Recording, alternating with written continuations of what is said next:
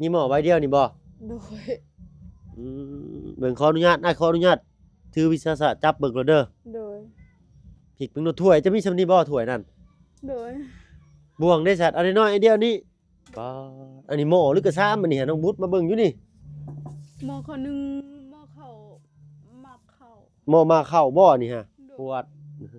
ปวดจับเลยเนาะ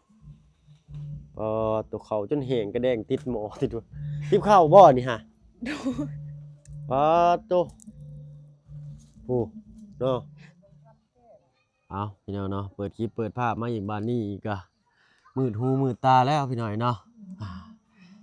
แต่ว่าในตานี่ก็ยังเห็นหุ่งอยู่แต่ในโทรศัพท์บ่ค่อยเห็นพี่น้อยเนาะขอโทษขออภัยในที่ว่ามันมืดแน่พี่น้อยเนาะทางว่าเพิ่งโทรศัพท์มีขัดข้องหน่อยหนึงเนาะรีเครื่องมันเป็นแบบมันรีเครื่องเองพี่น้อยเนาะสากแบตเป็นมือก็ได้แต่15% ขอโทษขออภัยในหลายๆจ้ะเนาะมื้อนี้ไปหาพังบ้านน้องอาเจืองน้องต้นกล้าพี่น้อยเนาะแล้วก็แวะเวียนเข้ามาหาผู้โชคดีอีกท่านหนึงอีกคนหนึงพี่น้อยเนาะคือน้องบุษบาเพิ่นพี่น้อยเนาะโอ้ย FC ก็รุ่นให้ทั้งน้องเพิ่นว่าโอ้ยอันอยากให้ผู้ใหญ่ใจดีสดสวยน้องเพิ่นแน่เพิ่นว่าอ้าวมาแล้วพี่น้อยเนาะมาแล้วเนาะอ้ายใส่เด้อยู่เฮือนอยู่ซ่านอยู่บ่อืมโดยสบายดีโอ้คือใส่ชิ้นงามแท้ล่ะมาแต่ซอยดองบ่เอาติดอะตึมก่อนน้องเนาะหากอาบน้ำแล้วบ่ โดย เนาะ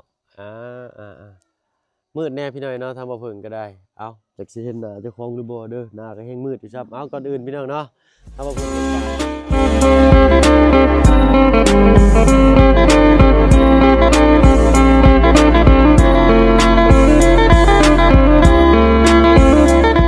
กราบทักทายเด้อพี่น้องเด้อเนาะกราบทักทายสบายดีผู้ใหญ่ใจดีแล้วก็ FC เบิร์ดทุกท่านที่เข้ามาหับมาชมช่อง YouTube บ่เพิ่งเคยหลายคือเก่าเนาะว่าฝั่งไทยฝั่งลาวแล้วก็ทั้งฝั่งต่างประเทศก็ยินดีต้อนรับเข้าสู่ช่อง YouTube บ่เพิ่งเคยหลายเช่นเคยมื้อนี้มาค่ำมามืดแน่พี่น้อยเนาะอยู่บ้านช่องของน้องบุษบาเนาะก็คือว่ามีทั้งทีมงานเขามาแจ้งข่าวดีบ่ล่ะ โดย มีไผแน่ มีบาวบุญสละวัตร โน้ยแล้วก็ บาวจันทร์ ลุงจันทร์เพิ่นมาแจ้งข่าวดีบ่ บ่ เพิ่นมาอันถ่ายเนาะเพื่ออยากมีการอยากสดช่วยเจ้าเพิ่มอีกพี่น้อยเนาะโอ้ยเนาะเอาทางบ่าวบุญเพิ่นว่ามีมาแล้ว10ล้านพี่น้อยเนาะ10ล้านกีบทางลุงเฮิมก็2ล้านตอนนี้12ล้าน โดย เด้พี่น้อยเนาะใช้พาย่างวนมึงดูบ้านเจ้านี่ทางวนขวาพี่ก็ได้พี่ไปทางนี้ดีกว่าเนาะมื้อแน่พี่น้อยเนาะนี่เปิดแฟลชเอาแบต30จะคิดได้เท่าใดนี่นะ เนาะเบิ่งเอ้าเพิ่น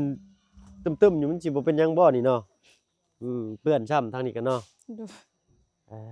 อ้าวทางอ้ายเข้ามามื้อนี้ก็มีข่าวดีมาแจ้งจะตื่มอีกเด้อน้องเด้อ โดย เนาะมีพี่ใจดีทางฝั่งไทยผู้เก่าที่ชื่อเสือศาสตร์มอนต์มุ่งให้เจ้า โด เนาะ ย แต่อ้ายยังบ่บอกว่าสิเป็นหยังว่าพาอ้ายขึ้นไปเบิ่งถึงเฮือนถึงซ่านแน่เนาะพี่หน่อยเนาะเบิ่งก่อนพี่น้องเบิ่งก่อนเนาะมามืดมาค่ำแน่พี่หน่อยเนาะโอ้ยนี่สิหลุดเอาไปจักนี่ฮะเนาะ จะมือได้สิลุ้น โอ้ยเด็กน้อยมาส่องเบิ่งแล้วนี่เนาะซานนี่แหละข่อยรถย่านแต่ซานนี่แหละข่อยได้เอาค่อยๆขึ้นเด้อล่ะเด้อเจ้าเฮียนวิชาตัวเบาบ่อยู่บ่ โดย บอกอยู่ออกพี่น้อยเนาะขอโทษขออภัยว่าจะได้บุสุภาพก็ได้แล้วใส่สินงามเด้อมื้อนี้เนาะผู้หญิงเนาะถ้าว่าใส่สินใส่ผ้าถุงเลยสิดูดีเด้อเนาะสิแบบเป็นผู้หญิงที่เรียบง่ายนะทั้งสีแล้วก็ได้เนาะใครแน่แต่ช่วงนี้วิทย์หน้าพ้นแต่ว่าบ่วิทย์หน้าหนาวเด้อพี่น้องเด้อขอถอดเงินถอดรองเท้าจากบาทก่อนครับโอ้ไม้ไฟเหือเพิ่นบ่นี่นี่แหละพี่น้อยเนาะมาตอนค่ำตอนมืดเนี่ยก็สิบ่อยากเห็นหยังแน่เนาะไว้ใช้อันน้องหลานข้าวของเครื่องใช้จะมีหยังแน่มีหม้อใบเดียวนี่บ่ โดย เบิ่งขออนุญาตอ้ายขออนุญาตถือวิสาสะจับเบิ่งแล้วเด้อ โดย พริกเบิ่งโนถ้วยจะมีซำนี้บ่ถ้วยนั่น โดย บ่วงได้สัตว์อันน้อยๆอันเดียวนี้ โดย เอาบัดสดแกงได้สิบ่ญาติกันบ่ บ่ เปลี่ยนกันเนาะ โดย ขออนุญาตเบิ่งอีกมืดช่ำพี่น้อยเนาะ คือไว้ลี่แท้ไฟก็บ่เห็นหุงเลยฮะพี่น้อยเนาะอันนี้เป็นข้าวเปลือกเนาะน้องบุตรไปรับจ้างรับบ่ายมาก็ซื้อข้าวทอดไว้พี่น้อยเนาะบ่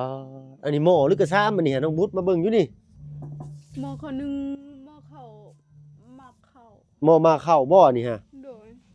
เป็นแบบว่าชาวบ้านเพิ่นตีเองพี่น้อยในหม้อนี่เป็นอลูมิเนียมแล้วเพิ่นตีเป็นแผ่นเลยเนาะ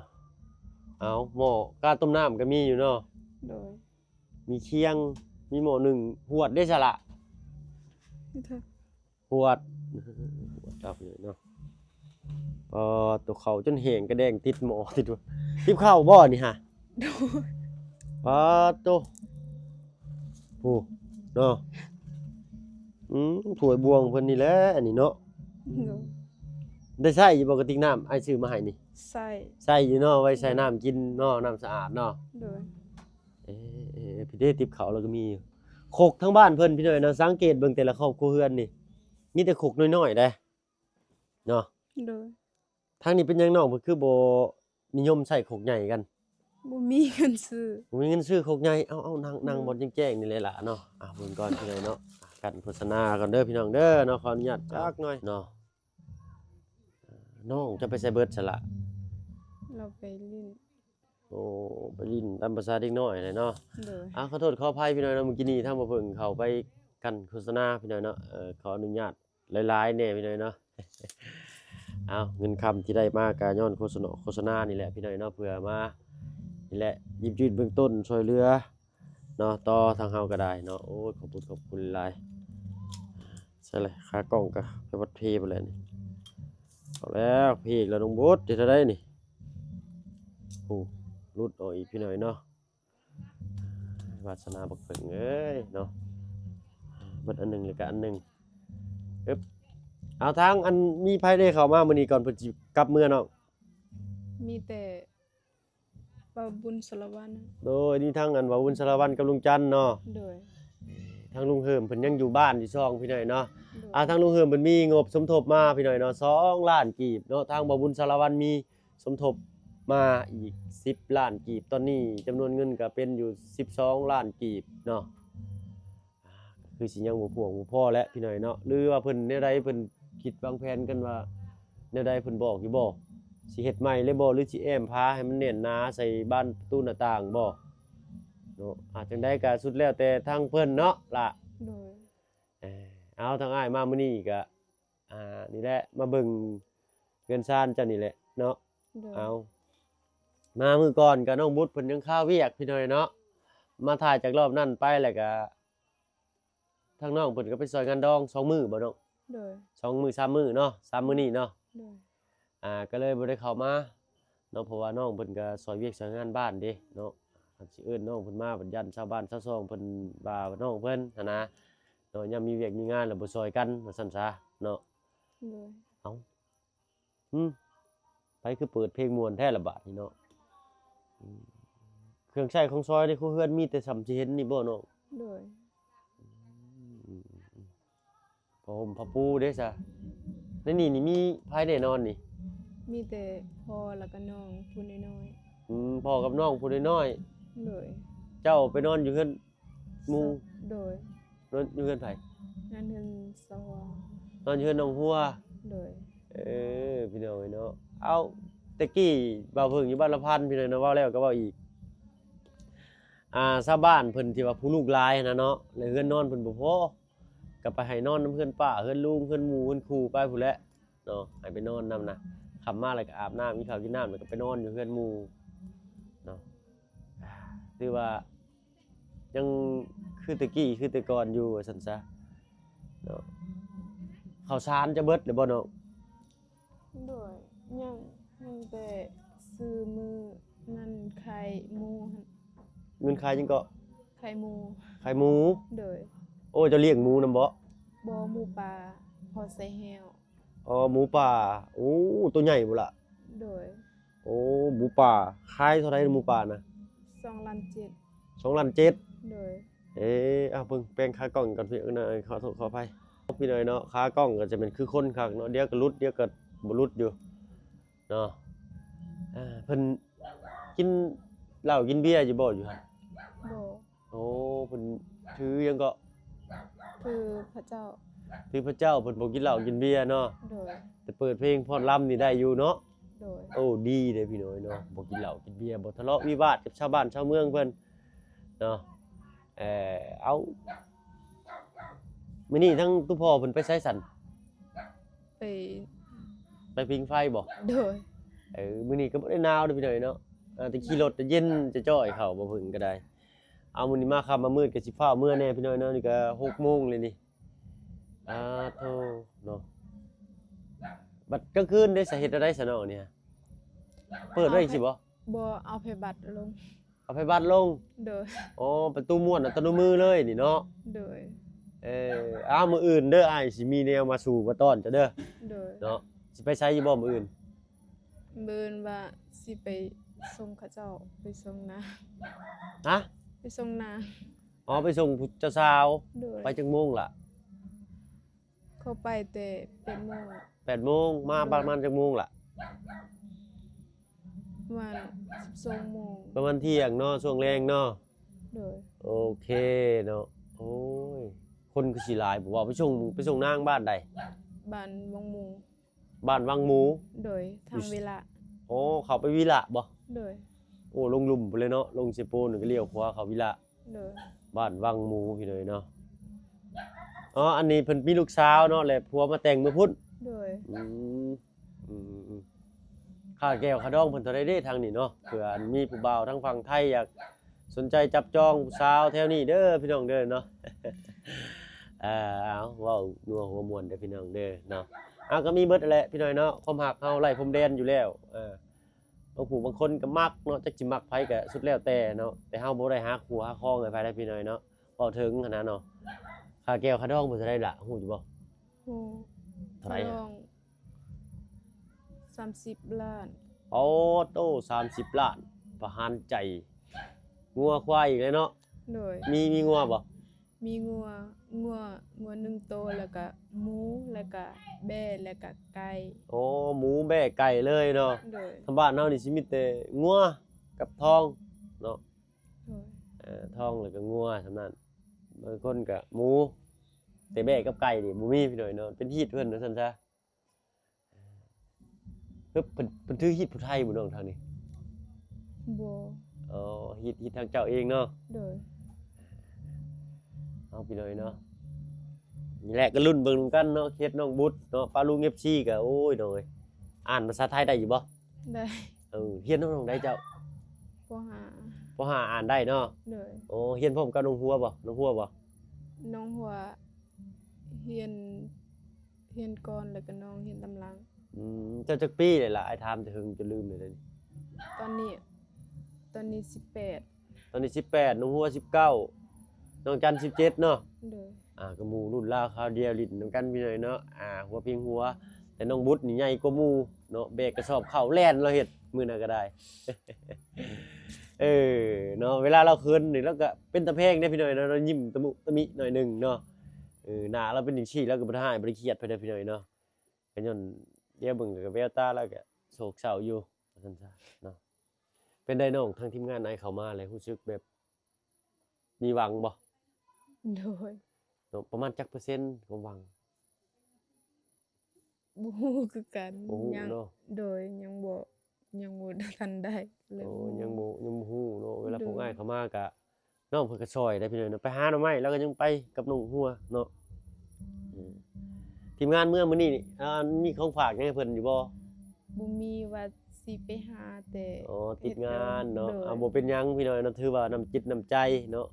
มีก็ได้บ่มีก็ได้ถ้าว่าเพิ่นเอาให้แต่บางท่านก็ว่าโอ้ยถ้ามาแต่ของฝาก บ่ฮู้ว่าบ่าวบุญกับบ่าวจันทร์ว่าสิเมื่อ อ๋อ มื้อ โอ้ นี้ เพิ่นสิเมื่อมื้อนี้เนาะบ่เป็นหยังหลายบ่เป็นหยังเนาะการที่เจ้าให้จุม่ายนี่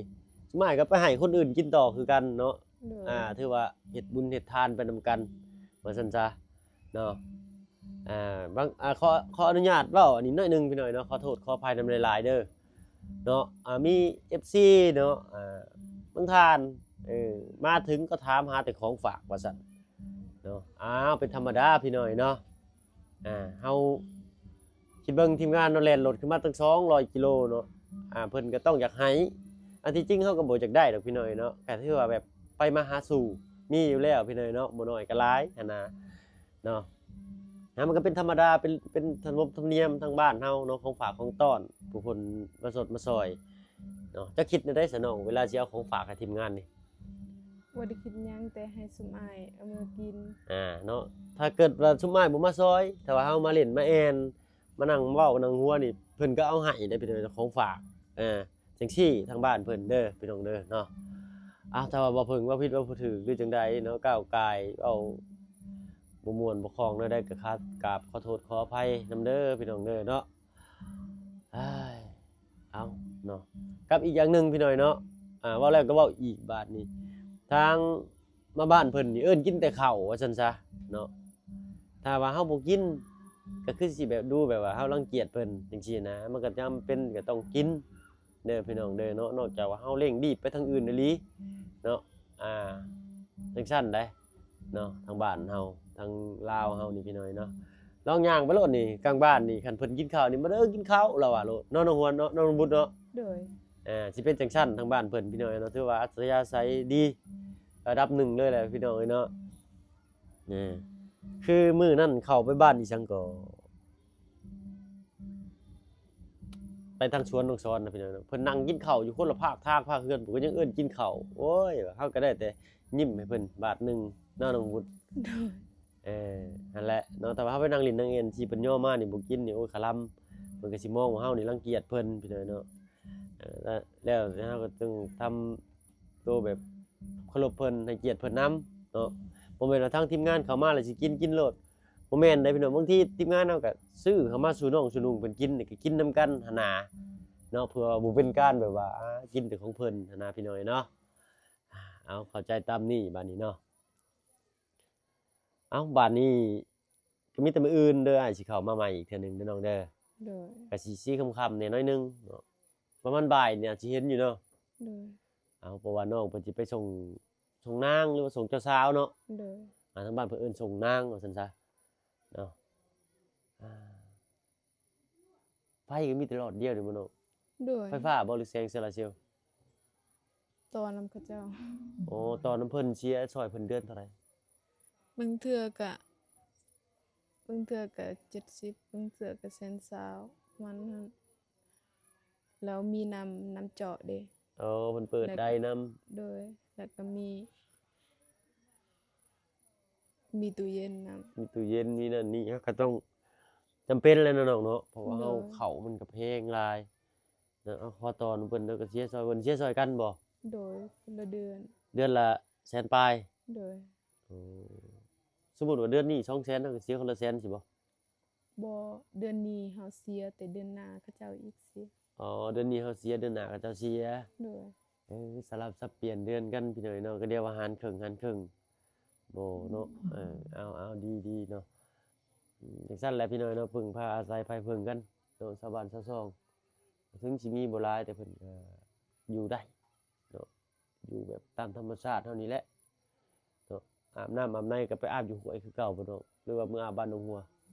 อาบอยู่น้ำเซ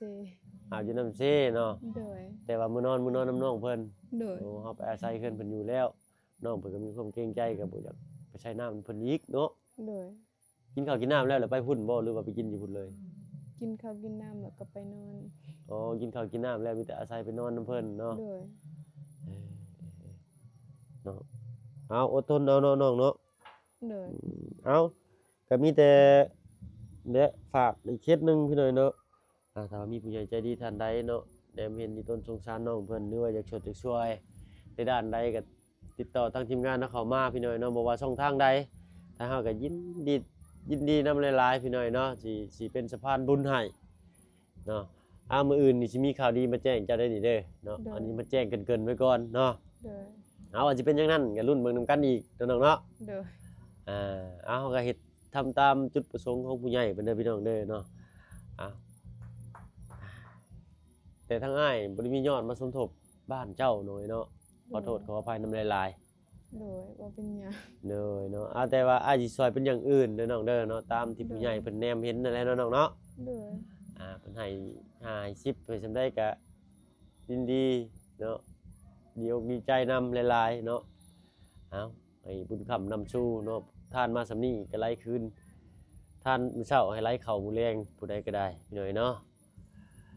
เอาอ้ายไปก่อนเด้อซะน้องเด้อเนาะ โดย เอาค่ำมืดเลยบัดนี้คือนกเจ้านี่แหละบินไปแล้วก็บินกลับชูหังเนาะเอาสำหรับคลิปนี้ถ้าบ่เพิ่งกับน้องบุตรสิขอตัวลำลาแล้วพี่น้อยเนาะพบพ้อกันคลิปหน้าเนาะน้องเนาะ โดยสวัสดี สบายดีจ้าโอ้ยมืดแล้วเอาตึมมาน้องมาเนาะไปก่อนบัดตอนนี้โอ้ยมืดครึ้มเข้าพี่น้อยเนาะโอ้ขอบใจเนาะเอาสู้ๆเนาะนั่นแหละบ่ต้องสิ้นหวังคนเฮาต้องมีหวังเบิดสุผู้ทุกคนแหละพี่น้อยเนาะโอ้ยซ้ำเป็นว่าอยู่ในอันนี่จังอันย่างเด้งดึงชนะอันเทือนแล้วนี่ขออนุญาตดิถ้าอันน้องบุตรถ้าว่าลุงเฮิมมาอ่านขอร้องน้ำลาวเด้ออย่าให้เราขึ้นบ่ได้ว่าพี่จังเด้อพี่น้อยเนาะยันบาดเจ็บพันแหละเนาะมันสั่นนี่เด้อพี่น้อยเนาะไม้ก็ไม้บ่ได้มีแกนเด้อพี่น้อยเนี่ยไม้นี่ไม้บ่ได้มีแกนมึงดูครับผมเอาเนาะทางนั้นใส่กันแล้วบัดนี้พี่น้อยนะไปมืดคักอีหลีพี่น้อยเนาะนี่ขนาดเปิดแฟลชยังบ่เห็นหยังเลยผมพออันคลิปหน้าพี่น้อยนะคลิปนี้ถ้ามาเบิ่งก็ขอบคุณ FC เบิดทุกท่านที่เข้ามารับมาชมและบ่ข้ามโฆษณาเพื่อเป็นรายได้ค่าขนมน้องอินเตอร์เนาะแล้วก็นี่แหละยืนเบื้องต้นเนาะไปพี่น้อยพบกันคลิปหน้าคลิปนี้ลาแล้วอยู่ดีมีแฮงเบิดสุขสุขคนพี่น้องเอ้ยเนาะสบายดีจ้ะ